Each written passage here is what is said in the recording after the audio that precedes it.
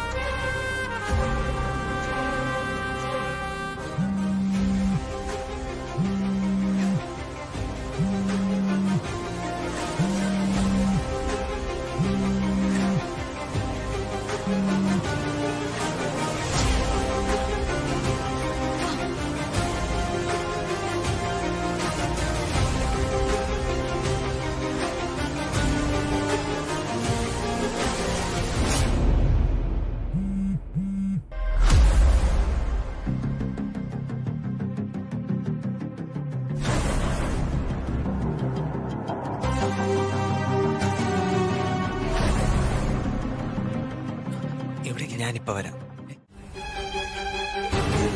അതെ, നിനക്ക് അവളോട് ഇത്തിരി ചായ കൂടുതലാണെന്ന് എനിക്കറിയാം. എങ്ങനെയാ പെണ്ണല്ലേ എനം? ഓഹോ, എത്ര വാരിക്കോരി കൊടുത്താലും എങ്ങനെയൊക്കെ കൈവെള്ളെ കൊണ്ടു നടന്നാലും അവസരം കിട്ടിയാൽ സ്വന്തം ഭർത്താവിന്റെ ആയാലും കാല് വാരി താഴെ അടിക്കും നീയൊക്കെ. മനുഷ്യ, അനാവശ്യം പറയരുത്. പിശാചിന്റെ കോട്ട പോലെ നിങ്ങൾ കെട്ടിപ്പൊക്കി വെച്ചിരിക്കുന്ന ഏടാകൂടങ്ങള് എന്തൊക്കെയാണെന്നൊന്നും എനിക്ക് അറിഞ്ഞുകൂടാ. ഞാൻ ഇന്നുവരെ അതൊന്നും അന്വേഷിക്കാനും നിന്നിട്ടില്ല. നിങ്ങളെ പോലെ ഒരുത്തന്റെ കൂടെ ഇത്രയും കാലം ജീവിച്ചതേ എന്റെ കുറ്റവാ. എന്റെ ഈശ്വര, ഇയാൾക്ക് ഇനിയെങ്കിലും ഇത്തിരി നേർബുദ്ധി കൊടുക്കണേ. അത് ശരി, അപ്പോ നിനക്കിത് പിശാചിന്റെ കോട്ടയാണല്ലേടി? അപ്പൊ ഞാനാരാടി? ചെകുത്താനോ? ഞാൻ ശരിക്കും ചെകുത്താനാകുന്ന നിനക്ക് കാണോടി? കാണോടി? അച്ഛാ, ഇനി എന്റെ അമ്മ തൊട്ടുപോകരുത്. ആഹാ, ഇതാര്? അമ്മ മഹാറാണിയോ? അയ്യോ, നെത്തോലി പോലെ ഇരുന്നിട്ട് തിമിംഗലത്തിന്റെ വർത്തമാനം പറയുന്നു. മിണ്ടരുത് നീ. അച്ഛൻ എന്തു പറഞ്ഞാലും അമ്മ ഇങ്ങനെ വെറുതെ ഉപദ്രവിക്കാൻ ഞാൻ സമ്മതിക്കില്ല.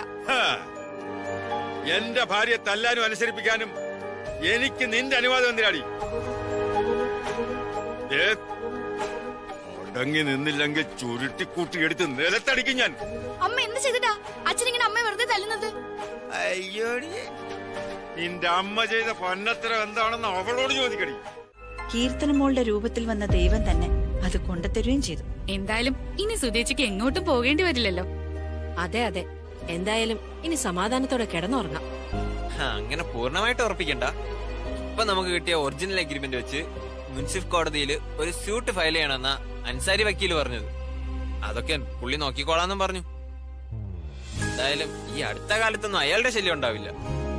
സുധേച്ചി, ഇവനെ പഠിപ്പിച്ചൊരു വക്കീലാക്ക. കേസിന്റെ കാര്യങ്ങളൊക്കെ മണി പോലെയല്ലേ പറയുന്നത്. എന്നാലും അയാളെ സൂക്ഷിക്കണം സുധാമണി. ഈ അപമാനം അയാൾ പൊറുക്കില്ല. ഇനിയും പല രൂപത്തിലും അയാൾ നിങ്ങളെ ഇവിടുന്ന് ഇറക്കാൻ നോക്കും. അതിനുവേണ്ടി അയാൾ എന്തടവും പ്രയോഗിക്കും. എന്റെ ഗണേശ, അയാളെ പോലുള്ള ദുഷ്ടന്മാര് എന്തൊക്കെ കാണിക്കാൻ ശ്രമിച്ചാലും നമ്മളെ പോലുള്ള പാവങ്ങൾക്ക് ജീവിക്കാൻ ദൈവം മറ്റൊരു വഴി കാണിച്ചു തരും. ദാ ഇപ്പൊ തന്നെ കണ്ടില്ലേ, അയാൾ എന്നെ ചതിക്കാൻ ശ്രമിച്ചു. പക്ഷേ അയാളുടെ രക്തത്തെ പറന്ന കുട്ടീനെ കൊണ്ട് തന്നെ ദൈവം എന്നെ രക്ഷിച്ചു. ഇനി എന്നോട് എന്തെങ്കിലും പറഞ്ഞോണ്ട് വരട്ടെ, അയാൾ കാണിച്ചു കൊടുക്കും. സത്യം പറഞ്ഞ ഈ വിജയം നമുക്ക് നന്നായിട്ടൊന്ന് ആഘോഷിക്കേണ്ടതാ. ചമ്മി നാറിയ മോന്തയും കൊണ്ട് അയാള് നിൽക്കുന്നത് കാണാൻ നല്ല രസമായിരിക്കും.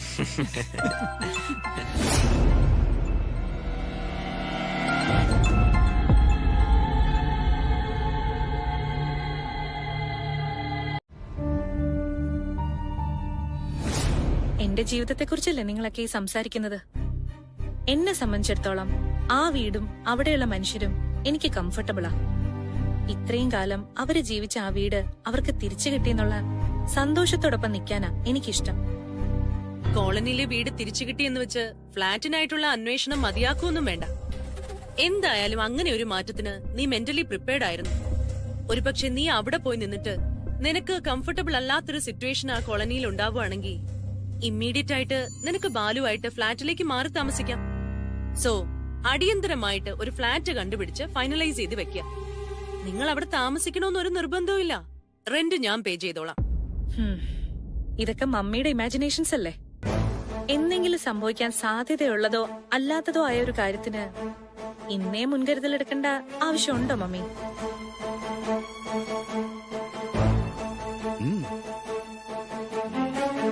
അതുമാത്രമല്ല, അങ്ങനൊരു കാര്യം എനിക്ക് ബാലുവുമായി ആലോചിക്കാതെ ചെയ്യാനും പറ്റില്ല. നിന്നെക്കാളും ഒരുപാട് ജീവിതം കൂടുതൽ കണ്ടതാ ഞാൻ. അത്തരമൊരു സാഹചര്യം നീ ഒരുപക്ഷെ പ്രതീക്ഷിക്കുന്നുണ്ടാവില്ല. പക്ഷേ ഞാനത് എക്സ്പെക്ട് ചെയ്യുന്നുണ്ട്. അതും അധികം താമസിയാതെ. മലയാളത്തിലൊരു ചൊല്ലുണ്ടല്ലോ, എന്താത്? അറിയാത്ത പിള്ള ചൊറിയുമ്പോ അറിയും. ആ, എക്സാക്ട്ലി. ചൊറിയുമ്പോ അറിയല്ലോ, അപ്പൊ നോക്കാം.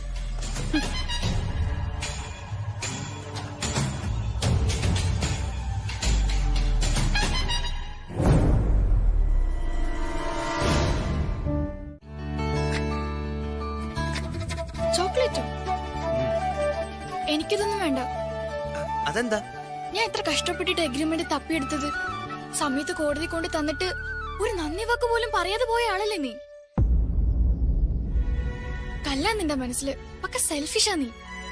I am really sorry dear. എന്റെ അപ്പോഴത്തെ മാനസികാവസ്ഥ നീ ഒന്ന് മനസ്സിലാക്കണം. കീളി പോയി നിൽക്കുകയായിരുന്നു. സർവ്വതും കൈവിട്ടു പോയ ഒരു അവസ്ഥയിലായിരുന്നു. നീ വിളിച്ചപ്പോ കോടതി മുറിയുന്നു ഓടി പുറത്തേക്ക് വന്നത്. ഒട്ടും പ്രതീക്ഷിക്കാതെ നീ അങ്ങനെ ഒരു പിടിവള്ളി എന്റെ കൈ കൊണ്ട് തന്നപ്പോ സത്യത്തിൽ ഞാൻ പരിസരം മറന്നുപോയി മോളെ.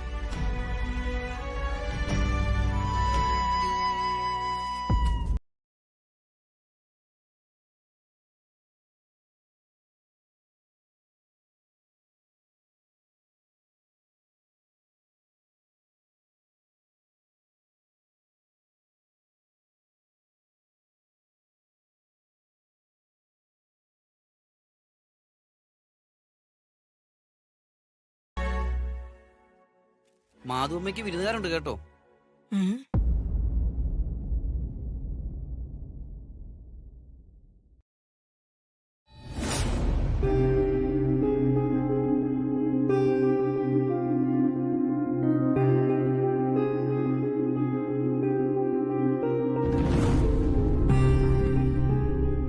മാധുമ്മയുടെ യഥാർത്ഥ പേര് മാധവി രാമനാഥൻ എന്ന് വിധി പറഞ്ഞപ്പോഴാണ് ഞാൻ അറിഞ്ഞത്.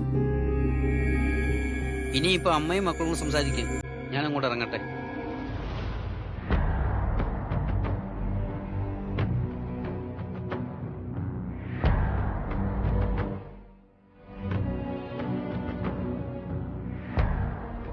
അമ്മേ, അമ്മ ഞങ്ങളോട് ക്ഷമിക്കണം.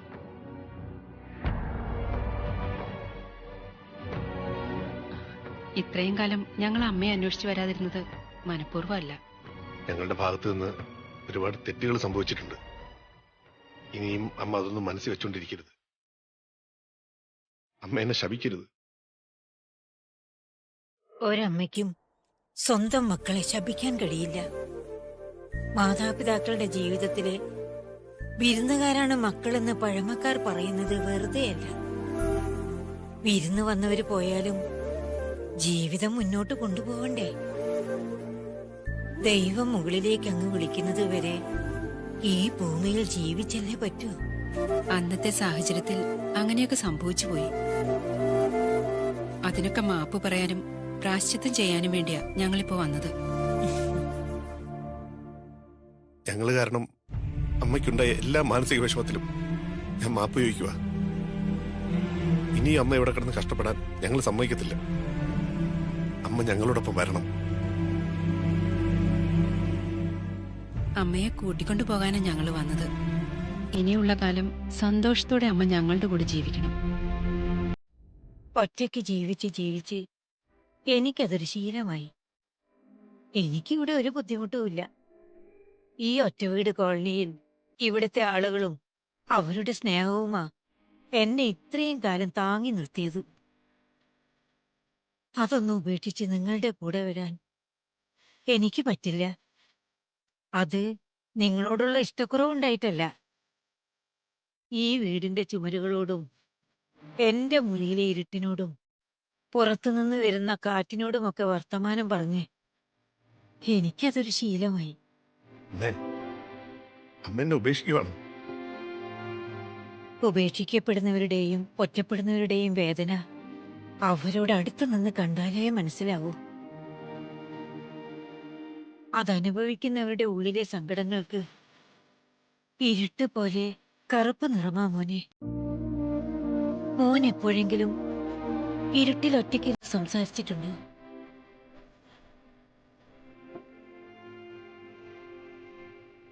ഒന്ന് മിണ്ടാൻ, ഒരു വാക്ക് പറഞ്ഞ് ആശ്വസിപ്പിക്കാൻ ആരുമില്ലാതെ രാവും പകലും ഒറ്റയ്ക്ക് ജീവിച്ച് മരിച്ചുപോയ മനുഷ്യരെ മോൻ കണ്ടിട്ടുണ്ടോ? ഒറ്റയ്ക്ക് ഇരുന്ന് കരഞ്ഞ് കണ്ണീര് വീണ് മരവിച്ചു പോയ ആരുടെയെങ്കിലും മുഖം മോൻ കണ്ടിട്ടുണ്ടോ? ഈ അമ്മയുടെ മുഖത്തേക്കൊന്ന് നോക്കിയാ മതി. മരിച്ച് ജീവിക്കുന്ന മനുഷ്യരുടെ മുഖം എങ്ങനെയിരിക്കുന്നു എന്ന് എന്റെ മോന് കാണാം. അമ്മ എന്തൊക്കെ പറഞ്ഞാലും അമ്മയെ കൊണ്ട് ഞാൻ തിരിച്ചു പോകും. നടക്കാത്ത കാര്യത്തിന് മുമ്പ് വാശി പിടിക്കരുത്. അമ്മ ഇവിടെ വിട്ട് ഒരിടത്തേക്കും വരില്ല എന്ന് കരുതി നിങ്ങളോട് എനിക്ക് വിരോധമോ വെറുപ്പോ ഒന്നുമില്ല. എന്റെ മക്കളോട് സ്നേഹം മാത്രമേ ഉള്ളൂ എനിക്ക്. മാളുവിന് അമ്മയെ കാണണമെന്ന് വലിയ ആഗ്രഹമുണ്ട്. നിങ്ങൾ ഒരു ദിവസം അവളെ ഇങ്ങോട്ട് കൊണ്ടുവന്നാ മതി. എന്നാ പിന്നെ നിങ്ങൾ ഇറങ്ങിയില്ലേ? എനിക്ക് വിളക്കൊരുക്കാൻ നേരായി. ഇനി നിന്നാ നിങ്ങൾക്ക് പോകാനുള്ള നേരം തെറ്റും. മക്കളെ വിഷമിക്കണ്ട, സന്തോഷായിട്ട് പോകും. ഇനിയും വൈകണ്ട.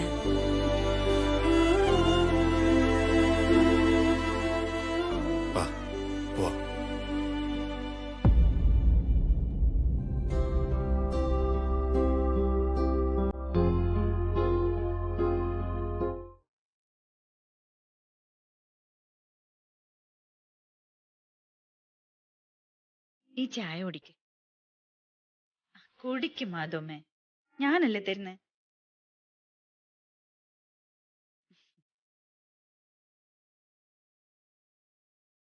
മക്കളെ കണ്ടും മാമ്പൂ കണ്ടും മയങ്ങരുതെന്ന് പണ്ടുള്ളവര് പറയുന്ന എത്ര ശരിയാ. വയസ്സാവുമ്പോ എല്ലാവരുടെയും അവസ്ഥ ഇത് തന്നെയാ മാധവമ്മേ. ലോകം ഇങ്ങനെ മാറിക്കൊണ്ടിരിക്കുക. അച്ഛനമ്മമാര് പറയുന്നത് കേട്ട് മക്കൾ ജീവിക്കുന്ന കാലെല്ലാം അങ്ങ് പോയി. അവരെ ഓട്ടങ്ങളുടെയും അവരെ നേട്ടങ്ങളുടെയും ലോകത്ത് അച്ഛനമ്മമാരൊന്നും ഉണ്ടാവൂല. പണ്ടല്ലോ ഒരു വീട് നിറച്ചും കുട്ടികളും ബന്ധുക്കളും എല്ലാരും ഉണ്ടാവും. കുറച്ചാൾക്കാർ എങ്ങോട്ടെങ്കിലും പോയാലും മറ്റാരെങ്കിലും എല്ലാം അടുത്തുണ്ടാവും. അതുകൊണ്ട് ആർക്കും ഒറ്റപ്പെടൽ അനുഭവിക്കേണ്ടി വന്നിട്ടില്ല. ഇന്നങ്ങനെയല്ല. ഒരു വീട്ടിലാകെ 2-3 ആളേ ഉള്ളൂ. ഇപ്പത്തെ മക്കളാണെങ്കിലോ വലിയ വലിയ സ്വപ്നങ്ങളുള്ളവരാ. എത്രയും പെട്ടെന്ന് ഈ നശിച്ച നാട് വിട്ടു പോയി നന്നാകാന്നാ അവര് ചിന്തിക്കുന്നത്. അതും തേടി പോവാതിരിക്കാൻ അവർക്ക് പറ്റൂ? പോയേ പറ്റൂ. അപ്പോ പഴയ തകരപ്പാട്ട പോലെ വീടിന്റെ ഏതെങ്കിലും മൂലയില് നമ്മൾ ഉപേക്ഷിക്കപ്പെടും. എനിക്കിപ്പോ പേടിയാ മാധുമ്മേ. എന്റെ മക്കളിന്ന് ഞാനും ഒരുപാട് എന്തെല്ലോ പ്രതീക്ഷിക്കുന്നുണ്ടോന്ന് എനിക്കൊരു സംശയം. നാളെ എന്നോട് അവരെങ്ങനെയെല്ലാം പെരുമാറിയ എന്റെ അവസ്ഥ ഇതിനെക്കാട്ടി കഷ്ടായിരിക്കും. ഞാൻ ശ്വാസം മുട്ടി ചത്തുപോകും. എനിക്ക് ആരോടൊരു പരാതിയുമില്ല. അവർക്കൊക്കെ ഞാൻ എന്നേ മാപ്പ് കൊടുത്തു കഴിഞ്ഞു. ഇനിയുള്ള കാലം എനിക്ക് ഇവിടെ കഴിഞ്ഞാ മതി. ഇവിടെ ഈ ഒറ്റവീട് കോളനിയിൽ നിങ്ങളുടെയൊക്കെ കൂടെ ഇനിയുള്ള കുറച്ചു കാലം കൂടി ജീവിച്ചിട്ട് മരിച്ചാ മതി. മോളെ സുധമണി. എന്താ മാധുമ്മേ? ഞാൻ മരിക്കാൻ കിടക്കുമ്പോ അവസാനത്തെ ഒരിറ്റു വെള്ളം നിന്റെ കൈ കൊണ്ട് തന്നാ മതി എനിക്ക്. അല്ലെങ്കിൽ എന്റെ ആത്മാവിന് മോക്ഷം കിട്ടില്ല. Hello, good morning Meenakshi. നീ ഇതുവരെ ഉണർന്നില്ലേ? രാവിലെ പുതപ്പിനുള്ളിൽ ചുരുണ്ടുകൂടി കിടന്നുറങ്ങാൻ നല്ല സുഖാണല്ലേ? നീ ഇങ്ങനെ മിണ്ടാതിരുന്നിട്ട് ഒരു കാര്യമില്ല മീനാക്ഷി.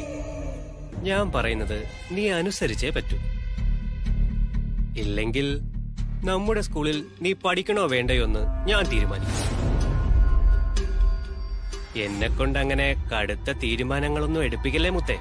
സൂരജ് പ്ലീസ്, എന്നെ ഇങ്ങനെ ഉപദ്രവിക്കല്ലേ. ഞാനൊരു പാവാ, എന്നെ വിട്ടേക്ക്. ഞാൻ അതിനേക്കാൾ പാവാ മീനാക്ഷി. പക്ഷേ ഞാൻ പറയുന്ന പോലെ നീ അനുസരിച്ചില്ലെങ്കിൽ പിന്നെ എനിക്കൊന്നും ചെയ്യാൻ പറ്റത്തില്ല. ഇനി ഞാൻ പറയുന്നത് നീ ശ്രദ്ധിച്ച് കേൾക്കണം. ഇന്ന് രാവിലെ അസംബ്ലി കഴിഞ്ഞാൽ ക്ലാസ്സിൽ കയറുന്നതിന് മുമ്പ് നീ എന്നെ കാണണം, കണ്ടിരിക്കണം. ഗ്രൗണ്ടിന്റെ വടക്കേ അറ്റത്തുള്ള ഒറ്റമര ചുവട്ടിൽ ഞാൻ കാത്തിരിക്കും. മാപ്പ് പറയേണ്ടത് എവിടെ വെച്ചാ? ഈ പെണ്ണിന്റെ ഒരുങ്ങൽ ഇതുവരെ കഴിഞ്ഞിട്ടില്ലേ? ഓ, ഇതാരാ ഈ പറയുന്നേ? നീ പോടാ.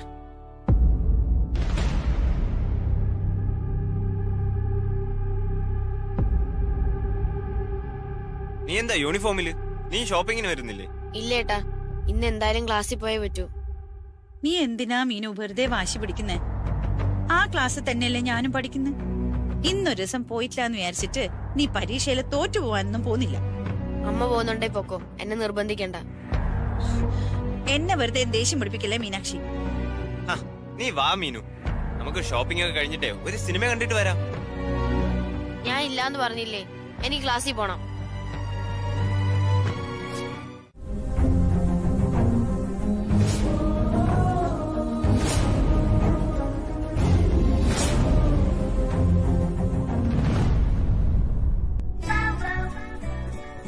ഇതൊന്നും നോക്കേ, കുട്ടി മനസ്സിൽ ആഗ്രഹിച്ചതുപോലുള്ള ഒരു ഡിസൈനാ. വില കുറച്ച് കൂടുതലാ, പക്ഷെ ഈ സാരി മറ്റൊരിടത്തും കിട്ടില്ല.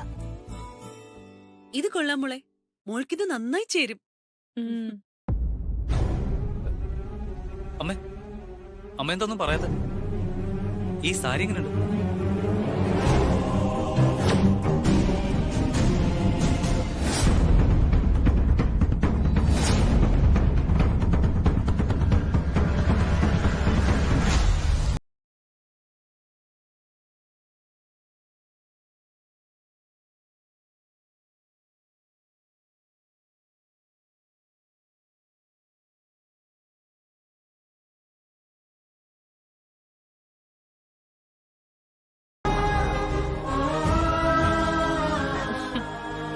ഇതെങ്ങനെയുണ്ട് ബാലു? ബാലുവിന് ഇഷ്ടപ്പെട്ടോ? ഇത് കൊള്ളാം. ഈ കളർ കോംബോ എനിക്ക് നന്നായിട്ട് ചേരും. എനിക്കിഷ്ടപ്പെട്ടു. ആന്റി ഓക്കെ ആണോ?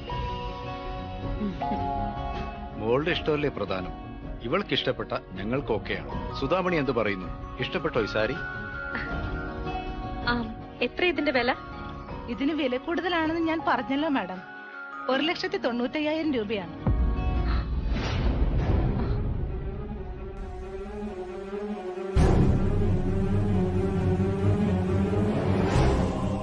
ഞാനൊരു അല്ലേ പോട്ടെ 1.25 ലക്ഷം രൂപ ആ വിലക്ക് നിങ്ങൾ തരാൻ തയ്യാറാണോ? സാറ് പറഞ്ഞ അത്രയും പൈസ എനിക്ക് വേണ്ട. 75,000 ഉറുപ്പ്യ മതി. എന്റെ മോളുടെ പഠിത്ത ചെലവിന് തൽക്കാലം അത്രയേ വേണ്ടൂ.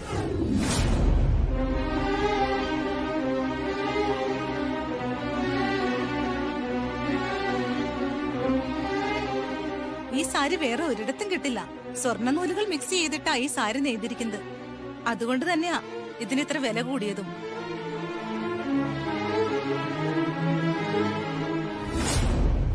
എന്തു പറയുന്നു മോളെ? മോൾക്ക് സാരി ഇഷ്ടപ്പെട്ടെങ്കിൽ ഇത് തന്നെ സെലക്ട് ചെയ്തു. സാരി എനിക്ക് ഇഷ്ടപ്പെട്ടു. പക്ഷേ ഇത് ഞങ്ങൾ ഉദ്ദേശിച്ചതിനേക്കാളും വില വളരെ കൂടുതലാണ്.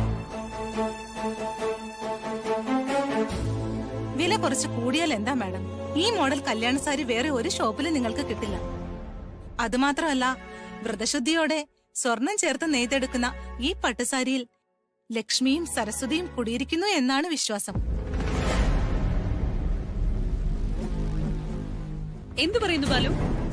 വില അല്പം കൂടിയാലെന്താ? ഇത് വളരെ പ്രഷ്യസ് ആയ പട്ടാ. ഇവര് പറഞ്ഞത് കേട്ടില്ലേ?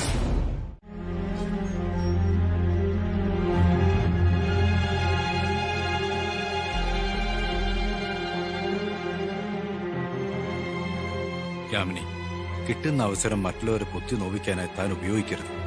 സാരി എടുക്കേണ്ടത് കല്യാണ പയ്യന്റെയും വീട്ടുകാരുടെയും ചുമതലയാണ്. അവരുടെ സാഹചര്യം കൂടി നമ്മൾ മനസ്സിലാക്കണം. ഞാൻ പറഞ്ഞേ ഉള്ളൂ. അങ്ങനെയാണെങ്കിൽ പിന്നെ നമുക്ക് വേറെ സെലക്ഷൻ നോക്കാം. നമസ്കാരം സാർ. നമസ്കാരം. സാരി നോക്കിയോ? നോക്കി. എന്തായി? സാരി ഇഷ്ടപ്പെട്ടില്ലേ? സാരി ഇഷ്ടപ്പെട്ടു സാർ, പക്ഷെ വില. അല്ല, മാഡത്തിന് എനിക്ക് നല്ല പരിചയമുണ്ടല്ലോ.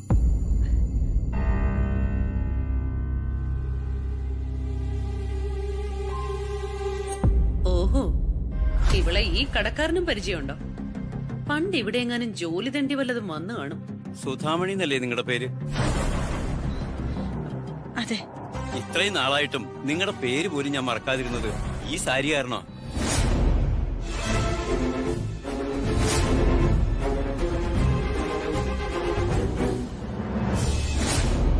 ഈശ്വരന്റെ നിയോഗം എന്നൊന്നുണ്ട്. അതുകൊണ്ടാ ഈ കുട്ടിക്ക് ഈ സാരി തന്നെ ഇഷ്ടപ്പെട്ടത്. ഇത് സ്വർണലക്ഷ്മി പട്ട. ലക്ഷ്മി ദേവിയും സരസ്വതി ദേവിയും ചേർന്ന ചേലയെന്നാണ് വിശ്വാസികൾ പറയുന്നത്.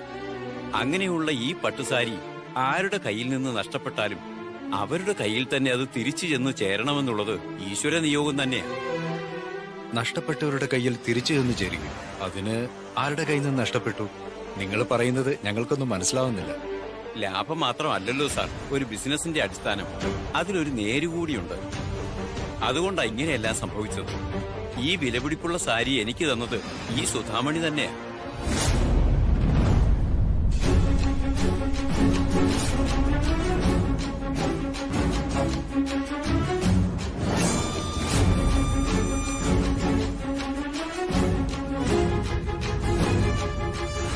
പക്ഷേ അത് ഈ ഷോപ്പിൽ വെച്ചല്ല, എന്റെ പഴയ കടയിലാ സുധാമണി ഇതുമായിട്ട് വന്നത്. സുധാമണി, ഈ കേൾക്കുന്നൊക്കെ സത്യമാണോ? അതിന് ഇത്രയും വിലപിടിപ്പുള്ള സാരി സുധാമണിക്ക് എവിടുന്നാ?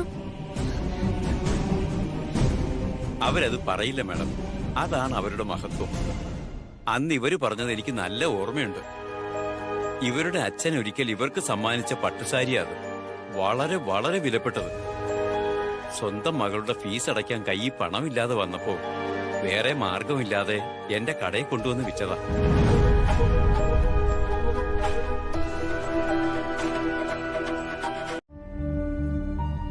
ജീന, നിന്നോട് ഒരു അത്യാവശ്യ കാര്യം സംസാരിക്കാനുണ്ട്. എന്താ അമീർ? ആക്ച്വലി എന്താ മീനാക്ഷിയുടെ പ്രശ്നം? അവള് ഞങ്ങളിൽ നിന്ന് എന്തോ മറയ്ക്കുന്നുണ്ട്. എപ്പോ നോക്കിയാലും വല്ലാത്ത ടെൻഷനില്ല. ചോദിച്ചാലൊന്നും തുറന്ന് പറയത്തുമില്ല. എന്തായാലും അവളുടെ പോക്ക് അപകടത്തിലേക്കാണെന്ന് ഉറപ്പാ. അതുകൊണ്ട് എന്തെങ്കിലും അറിയാമെങ്കിൽ നീയെങ്കിലും ഒന്ന് തുറന്നു പറയേ. വൈകിയാൽ ചിലപ്പോ അവളെ രക്ഷിക്കാൻ നമുക്ക് കഴിഞ്ഞില്ലെന്ന് വരും.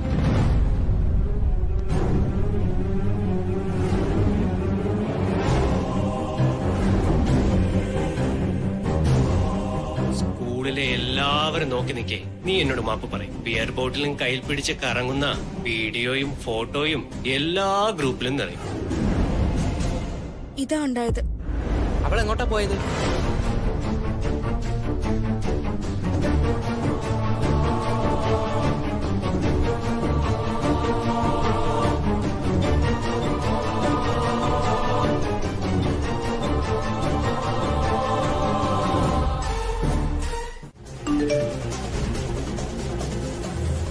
ഇത് നോക്കിയ സാറേ.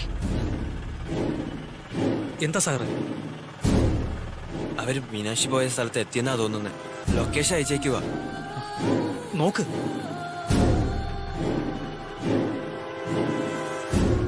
എവിടെയുടെ സ്ഥലം?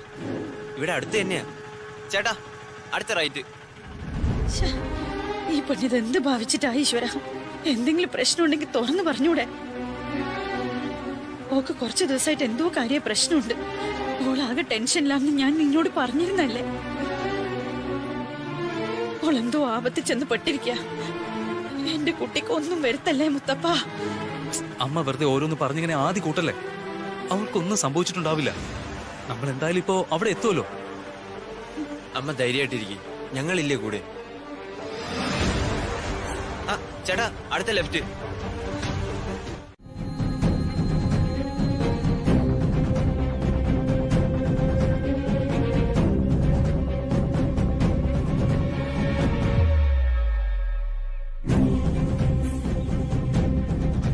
സൂരജ്, ഞാൻ നീ പറഞ്ഞ വീടിന് മുന്നിലെത്തി. നിന്നോട് മാപ്പ് പറയാൻ ഞാൻ വന്നിരിക്കുക. നീ പുറത്തേക്ക് വരികയാണെങ്കിൽ ഞാൻ മാപ്പ് പറയാം. ഇത് ആരുടെ വീടാ അമീറെ? ആ എനിക്കറിയില്ല. അപ്പോ മീനാക്ഷി അകത്തേക്ക് പോയാൽ നമ്മൾ എന്ത് ചെയ്യും? അവൾ അകത്തേക്ക് പോയാ നീ അവളെ പിന്തുടരണം. സുധാമണി ആന്റിയെ കാത്ത് ഞാൻ ഇവിടെ നിക്കാം. ഞഞ്ഞായി. എനിക്കൊന്നും മേല. എനിക്ക് പേടിയാ. എന്നാ ഞാൻ പൊക്കോളാം. നീ സുധാമണി ആന്റിയെ കാത്ത് ഇവിടെ നിന്നാ മതി. എന്തായാലും അവരിപ്പോ എത്തുമല്ലോ, എന്നിട്ട് തീരുമാനിക്കാം.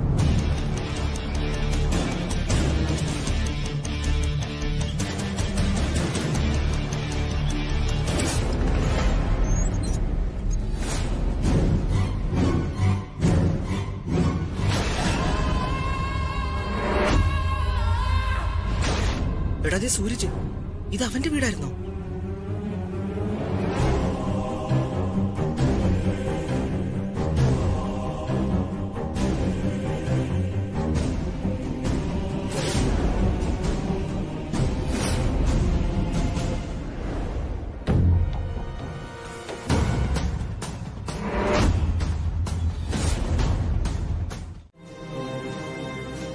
എന്താ വേണ്ടേ?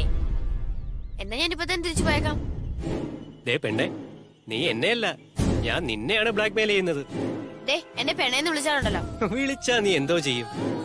പോയിന്റ് ബ്ലാങ്കിലാ നിക്കുന്നേന്ന് അറിഞ്ഞിട്ടും പെണ്ണിന്റെ ഒരു അഹങ്കാരം കണ്ടില്ലേ?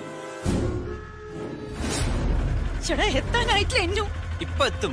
1 കിലോമീറ്റർ കൂടെ ഉള്ളൂ. ചേട്ടാ ഒന്ന് വേഗം പോ.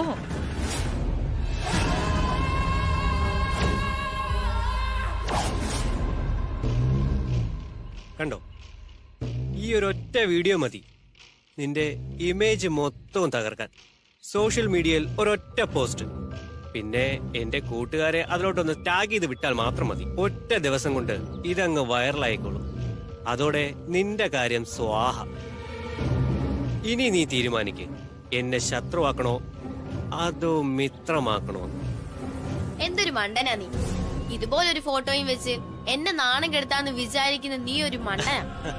സോഷ്യൽ മീഡിയയിലല്ല, നീ ഇത് എവിടെ പോസ്റ്റ് ചെയ്താലും അതെന്നെ ഒരു തരത്തിലും ബാധിക്കാൻ പോകുന്നില്ല.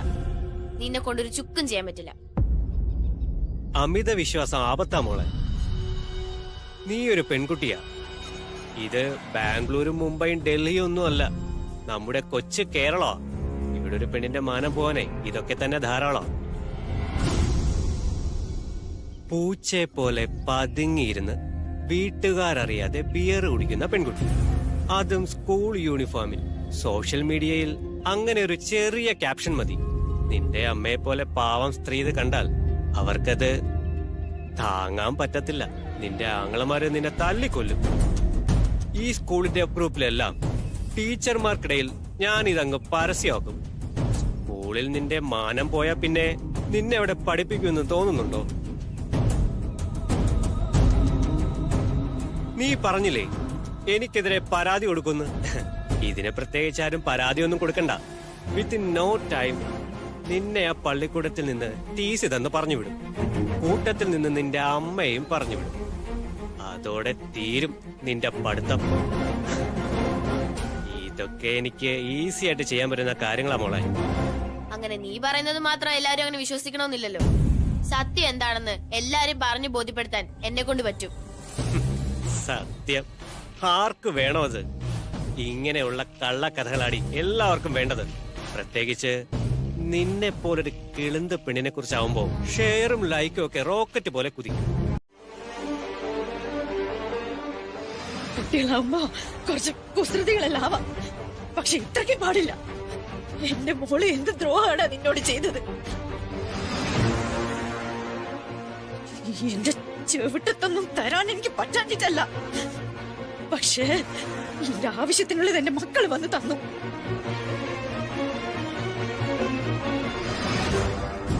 ഈ ഫോണിനകത്തുള്ള വീഡിയോ കാണിച്ചല്ലേ എന്റെ പെങ്ങളെ നീ പേടിപ്പിച്ചത്. ഇതിനകത്തുള്ള എല്ലാം ഡിലീറ്റ് ചെയ്യണം. ചെയ്യാൻ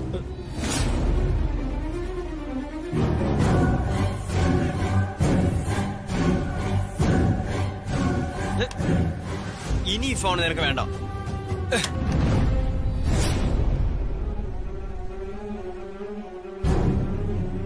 ഇനി മേലിൽ എന്റെ നിഴല് പോലും എന്റെ മോളുടെ മേൽ വീഴരുത്.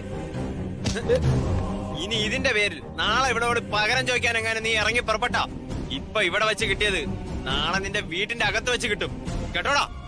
നിന്നെ 10 മാസം വയറ്റിൽ ചുമന്ന് പ്രസവിച്ച ആ അമ്മ പോലും ഇതറിഞ്ഞാൽ നിന്നെ ശപിക്കും. കളഞ്ഞിട്ട് വാ മക്കളെ, നമുക്ക് പോവാം.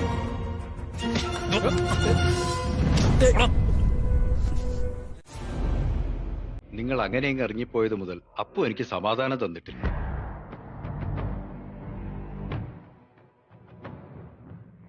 ഇത്രയ്ക്കും ഗൗരവമുള്ള കാര്യമാണെന്ന് അറിഞ്ഞിരുന്നെങ്കിൽ ഞങ്ങൾ സുധാമണി ഒറ്റയ്ക്ക് പോകാൻ വിടില്ലായിരുന്നു. ഞാൻ ഒറ്റയ്ക്കല്ലല്ലോ പോയത്, എന്റെ ബാലുന്റെ സാഗറിന്റെ ഒപ്പല്ലേ. അവരുള്ളപ്പോ എന്ത് പേടിക്കാനാ? വലിയൊരു ആപത്തിന്റെ വക്കിൽ നിന്നാ മീനാക്ഷി രക്ഷപ്പെട്ടത്. അവനെ പിടിച്ച് പോലീസിൽ ഏൽപ്പിക്കായിരുന്നു വേണ്ടത്. അതിന്റെ ഒന്നും ആവശ്യമില്ല. അവന് കിട്ടേണ്ടത് കിട്ടി. പഠിക്കേണ്ട പാഠം അവൻ പഠിച്ചു. പിന്നൊരു കാര്യം, എന്റെ അമ്മ ശ്രീമതി സരോജിനി മേനോൻ ചെറുമോളുടെ കല്യാണം പ്രമാണിച്ച് നാട്ടിൽ നിന്ന് ഇങ്ങോട്ട് വരിക. പറഞ്ഞ പോലെ കല്യാണം ഇങ്ങെടുത്തല്ലോ. ആ, അച്ഛമ്മ ഒരു പ്രത്യേക ടൈപ്പാ. സുധാന്റിയെ പോലെ ആളും സെൽഫ് മെയ്ഡാ. പിന്നെ പ്രായത്തിന്റേതായ കുറെ നിർബന്ധ ബുദ്ധികളുണ്ട്. പ്രായമായ ആൾക്കാരല്ലേ, അല്ല ഉണ്ടാവും. ആ പ്രായത്തിലെല്ലാം എത്തിയ നമ്മൾ എന്തൊക്കെയാ കാണിച്ചു കൂട്ടുന്നതെന്ന് ഊഹിക്കാൻ പോലും പറ്റൂല. കല്യാണം അടുക്കുന്തോറും വല്ലാത്ത ടെൻഷനാ. ടെൻഷന്റെ ഒന്നും ഒരു ആവശ്യമില്ല. ഒരുക്കങ്ങളൊക്കെ ഏകദേശം ആയല്ലോ. പർച്ചേസിംഗ് കഴിഞ്ഞു, ക്ഷണിക്കേണ്ടവരൊക്കെ ക്ഷണിച്ചു കഴിഞ്ഞു. ഇനി അങ്ങ് താലികെട്ട് നടത്തിയാ പോരെ. സാറിന് അങ്ങനെ എളുപ്പത്തിൽ പറയാം.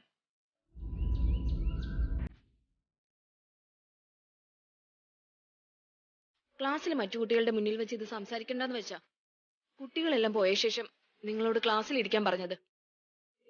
രണ്ടുപേരുടെയും പരീക്ഷ പേപ്പറാ.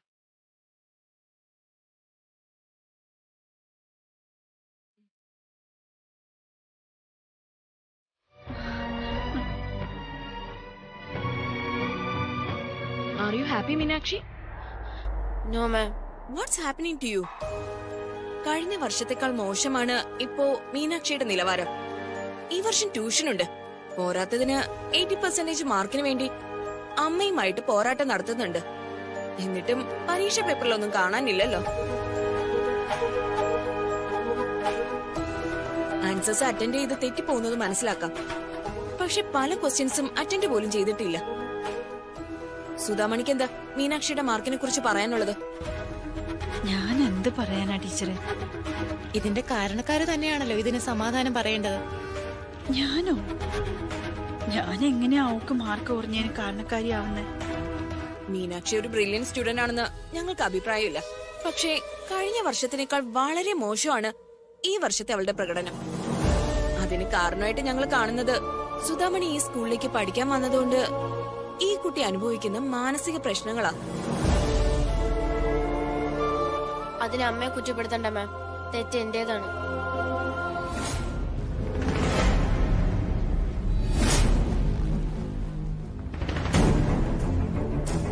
എന്നെ ബാധിച്ചിരിക്കുന്നതെല്ലാം മറ്റു ചില പ്രശ്നങ്ങളാ മാം.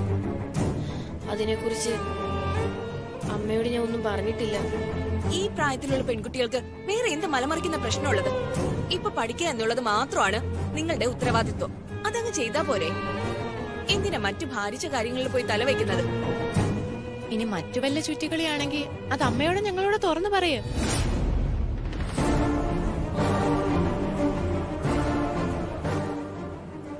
അതൊക്കെ ശ്രദ്ധിക്കേണ്ടത് അമ്മമാരാ ടീച്ചറെ.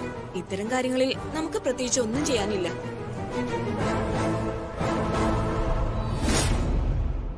അമ്മയ്ക്ക് സ്വന്തം കാര്യം നോക്കാനോ സമയമില്ല. പിന്നെങ്ങനെ ഇവളുടെ കാര്യം കൂടെ നോക്കുന്നത്?